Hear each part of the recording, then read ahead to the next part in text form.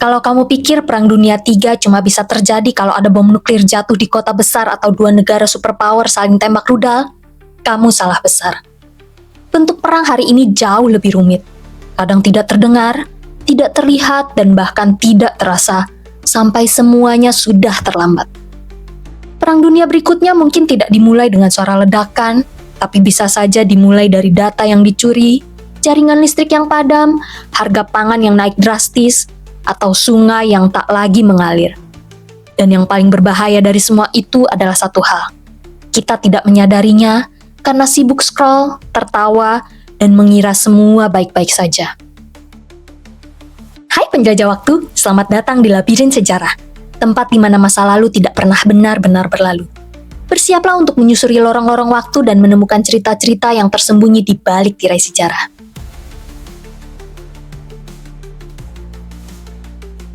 Di balik layar ponsel yang kamu pegang sekarang ada jaringan global yang sangat kompleks. Ribuan server, kabel optik yang menghubungkan benua, dan satelit-satelit di langit yang semuanya bekerja dalam harmoni. Tapi apa jadinya kalau semua itu diretas atau dihancurkan?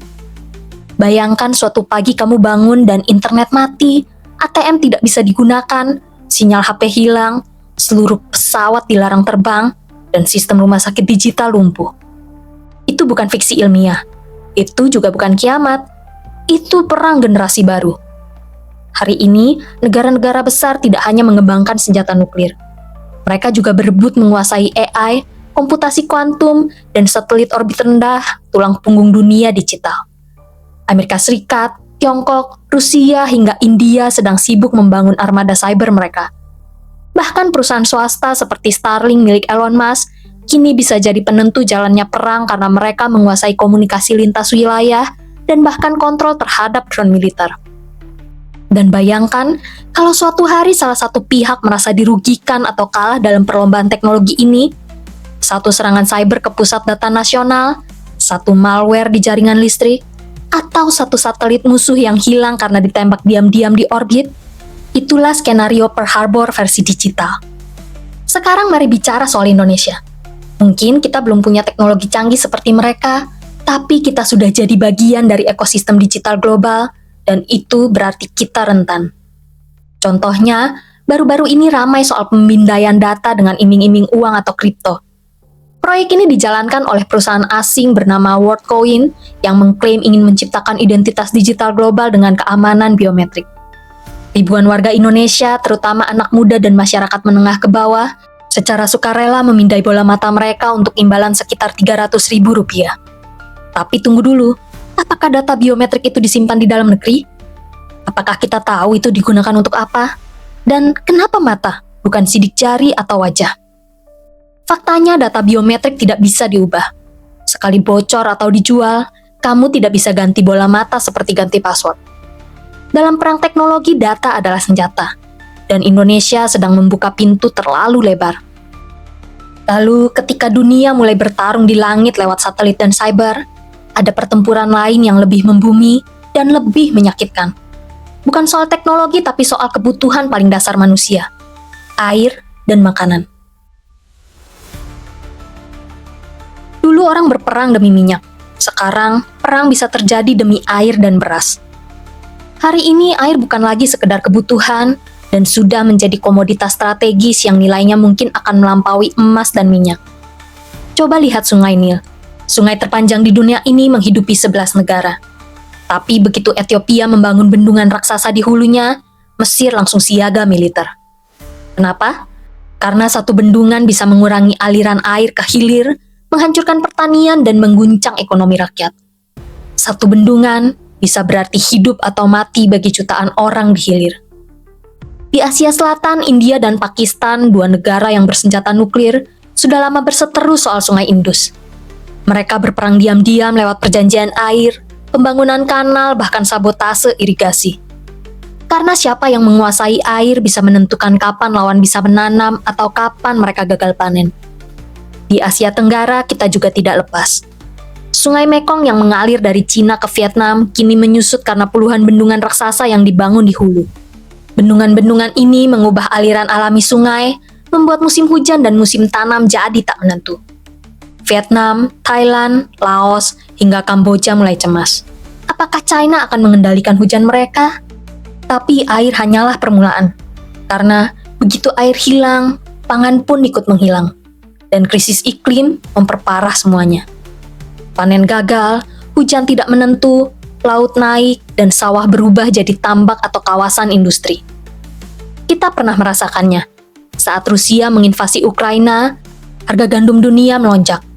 Negara-negara yang bergantung pada gandum impor seperti Mesir, Bangladesh, bahkan Indonesia langsung panik.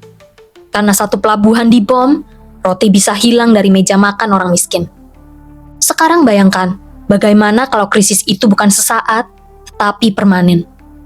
Bayangkan jika puluhan negara memutuskan tidak lagi mengekspor beras, gandum, atau jagung demi kebutuhan dalam negeri. Bayangkan Indonesia harus bersaing dengan negara lain untuk membeli beras dari Thailand atau Vietnam yang produksinya ikut turun karena perubahan iklim. Di situ pangan bisa berubah menjadi senjata. Dan saat orang lapar, sejarah sudah berkali-kali membuktikan perang bisa dimulai dari dapur yang kosong. Sekarang kamu mungkin mulai paham kenapa Presiden Jokowi rela membangun bendungan dan food estate sampai ke pelosok. Kenapa Prabowo, yang dulu jenderal perang, sekarang bisa bicara soal ketahanan pangan lebih sering daripada soal tank dan jet tempur. Karena di masa depan, perang tidak selalu soal senjata, tapi soal siapa yang masih bisa makan. Dan kalau kita tidak siap, Indonesia bisa jadi korban, bukan pemain.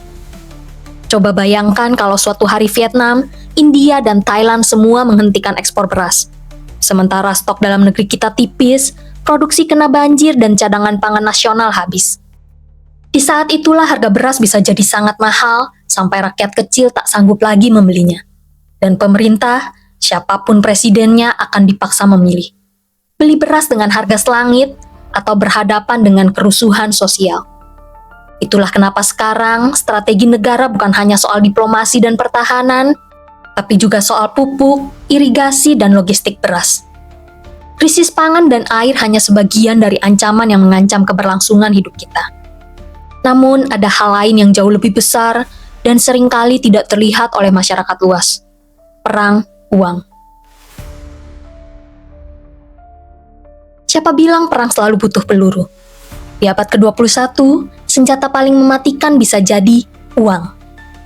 Coba lihat Venezuela.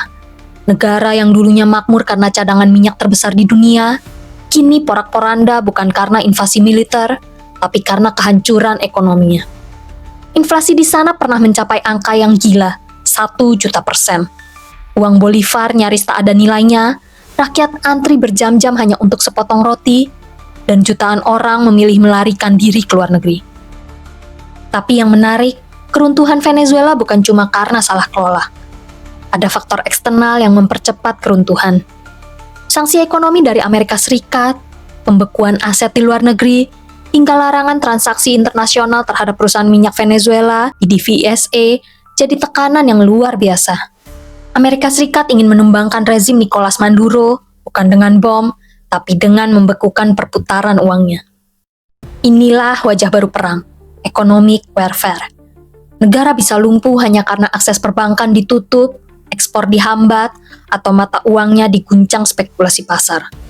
Tanpa satu peluru pun ditembakkan, ekonomi bisa runtuh.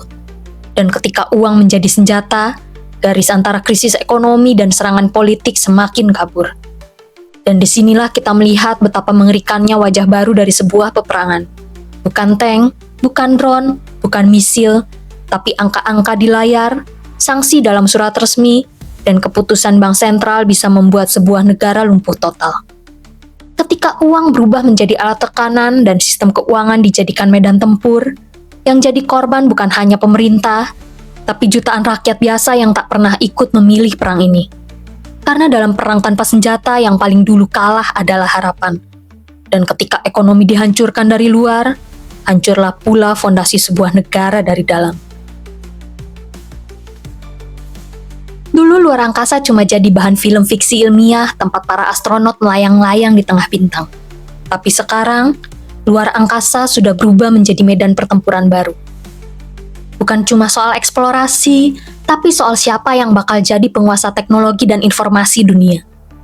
Amerika, Tiongkok, Rusia, 3 kekuatan besar yang lagi adu cepat ke langit. Bukan sekedar pamer roket, tapi siapa yang menguasai orbit, dialah yang pegang kendali komunikasi global.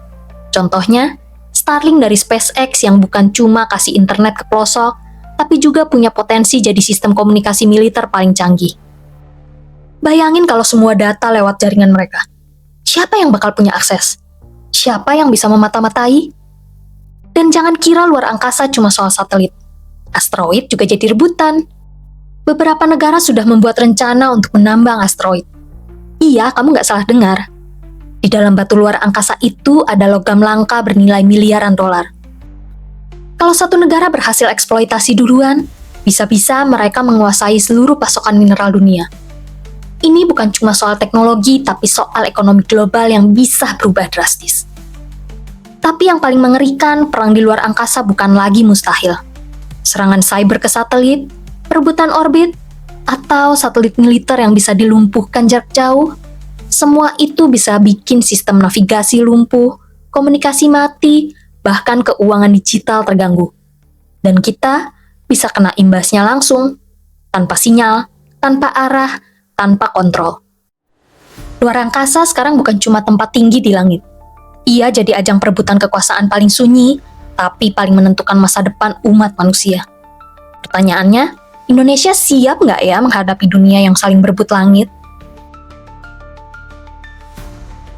Lalu kalau kita menilik ke belakang, pandemi COVID-19 telah menunjukkan betapa rapuhnya peradaban modern di hadapan ancaman biologis. Dan bayangkan jika pandemi berikutnya bukan berasal dari alam, melainkan hasil rekayasa manusia yang disengaja. Senjata biologis bisa menjadi alat perang yang murah, sulit dideteksi namun sangat mematikan. Negara yang menjadi target bisa lumpuh total tanpa satupun tembakan dilepaskan. Mari kita bahas sedikit tentang sejarah kelam Unit 731 dan eksperimen biologis. Selama Perang Dunia II, Jepang punya satu unit rahasia bernama Unit 731 yang berbasis di wilayah Manchuria, China. Tapi ini bukan unit militer biasa. Di tempat ini ribuan tahanan mulai dari warga sipil hingga tawanan perang dipaksa menjadi kelinci percobaan hidup. Apa yang mereka alami sangat mengerikan. Para ilmuwan Jepang menyuntikkan penyakit yang mematikan seperti antraks, kolera, dan pes lalu membiarkan tubuh korban menderita agar mereka bisa melihat dampaknya secara langsung. Yang paling sadis, banyak dari mereka dibedah hidup-hidup tanpa bius, hanya untuk mempelajari organ dalam manusia saat masih hidup. Diperkirakan lebih dari 10.000 orang menjadi korban kebiadaban ini. Semua itu dilakukan demi satu tujuan, mengembangkan senjata biologis paling mematikan untuk perang. Lalu dalam 10 tahun terakhir, ada jenis riset yang cukup kontroversial bernama gain of function atau disingkat GOF. Intinya riset ini sengaja membuat virus jadi lebih menular atau lebih mematikan dari sebelumnya. Tujuannya? Katanya untuk memahami potensi pandemi di masa depan supaya bisa dicegah lebih awal. Tapi banyak ilmuwan dan pengamat merasa riset ini sangat berbahaya. Sebab jika virus hasil rekayasa ini bocor dari laboratorium, dampaknya bisa seperti atau bahkan lebih buruk dari COVID-19. Bahkan ada juga kekhawatiran riset ini bisa disalahgunakan menjadi senjata biologis. Karena kekhawatiran itulah pada Mei 2025, Presiden Amerika Serikat Donald Trump menandatangani perintah resmi yang melarang pendanaan dari pemerintah Amerika Serikat untuk riset GOF, khususnya di negara-negara yang dianggap beresiko seperti China dan Iran. Langkah ini diambil karena masih ada dugaan kuat bahwa COVID-19 berasal dari kebocoran laboratorium di Wuhan, meskipun hal ini masih terus jadi perdebatan internasional. Kekhawatiran akan potensi kebocoran dan penyalahgunaan riset pun mendorong perhatian global terhadap standar keamanan laboratorium, terutama yang beroperasi di level tertinggi. Laboratorium BSL-4 atau Biosafety Level 4 adalah jenis laboratorium dengan tingkat keamanan paling tinggi di dunia. Disinilah para ilmuwan menangani virus dan bakteri paling berbahaya, seperti Ebola, Marburg, dan virus-virus baru yang belum ada obat atau vaksinnya. Karena bahayanya sangat tinggi, laboratorium BSL-4 dibangun dengan standar keamanan ekstrim seperti pintu kedap udara, ruangan bertekanan negatif agar udara tidak keluar, peneliti wajib memakai baju hazmat khusus lengkap dengan suplai oksigen sendiri, dan semua yang keluar dari lab, termasuk manusia dan barang, harus disterilkan terlebih dahulu.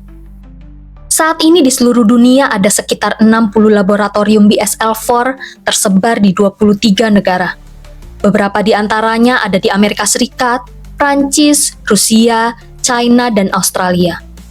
Salah satu yang paling banyak dibahas adalah Wuhan Institute of Virology di China karena dikaitkan dengan asal-usul COVID-19. Meskipun teknologi dan pengamanannya canggih, kekhawatiran tetap ada. Banyak orang takut terjadi kebocoran virus dari dalam laboratorium baik karena kelalaian manusia atau kegagalan sistem. Serta penyalahgunaan riset, misalnya virus sengaja dimodifikasi untuk menjadi senjata biologis. Karena itu, laboratorium BSL-4 bukan hanya simbol kemajuan ilmu pengetahuan, tapi juga tanggung jawab yang besar karena satu kesalahan kecil bisa berdampak ke seluruh dunia. Lalu mari kita bayangkan sebuah skenario. Ketika negara A menciptakan virus yang dirancang khusus untuk menyerang kelompok genetik tertentu, atau ketika negara B menyalahkan negara C atas munculnya virus baru, lalu menggunakan alasan itu untuk mulai memblokade ekonomi total. Di dunia yang semakin terhubung seperti sekarang, penyebaran virus buatan bukan hanya soal kesehatan, ia bisa memicu perang ekonomi, ketegangan diplomatik, bahkan konflik bersenjata. Faktanya kekhawatiran tentang virus yang menargetkan DNA tertentu bukan isapan jempol. Pada tahun 2017, Pusat Studi Strategis dan Internasional atau CSIS bersama lembaga-lembaga intelijen barat sudah memperingatkan tentang kemungkinan pengembangan genetically targeted bioweapons, yaitu senjata biologis yang hanya menyerang ras atau kelompok genetik tertentu. Peringatan ini menjadi lebih serius ketika pada 2023, mantan Direktur Intelijen Nasional AS, John Ratcliffe, secara terbuka menyebut bahwa China tengah meneliti teknologi biologis berbasis DNA yang berpotensi digunakan untuk pengawasan dan bahkan senjata biologis. Di sisi lain, kemajuan teknologi seperti CRISPR-Cas9 telah membuka pintu bagi rekayasa genetik tingkat tinggi. Alat ini awalnya dikembangkan untuk menyembuhkan penyakit, namun secara teoritis juga bisa digunakan untuk merekayasa virus yang lebih mematikan atau lebih selektif. Sebuah laporan dari Nuclear Threat Initiative atau NTI tahun 2022 menyebut bahwa bioteknologi modern membawa resiko baru terhadap keamanan global dan jika disalahgunakan dapat menimbulkan bencana biologis. Pandemi berikutnya mungkin tidak datang dari alam melainkan dari laboratorium. Kita harus belajar dari sejarah dan bersiap menghadapi ancaman yang tak terlihat ini dengan lebih bijak, riset yang bertanggung jawab, dan kerjasama internasional yang erat. Dunia saat ini bukan hanya tentang siapa yang punya nuklir atau tentara terbesar, tapi siapa yang bisa mengendalikan informasi, teknologi, dan bahkan virus yang bisa mengubah segalanya dalam semalam. Perang bisa dimulai tanpa kita sadari lewat saling tuduh, kebocoran informasi, atau hanya sebuah langkah kecil yang tak terduga. Tapi siapa yang benar-benar memegang kendali di balik semua ini? Terkadang yang tampak sepele bisa jadi kunci yang membuka pintu kekacauan besar. Sampai di ujung labirin kali ini, tapi jangan khawatir, masih banyak lorong waktu yang menunggu untuk kita jelajahi bersama. Sampai jumpa di petualangan berikutnya penjelajah waktu.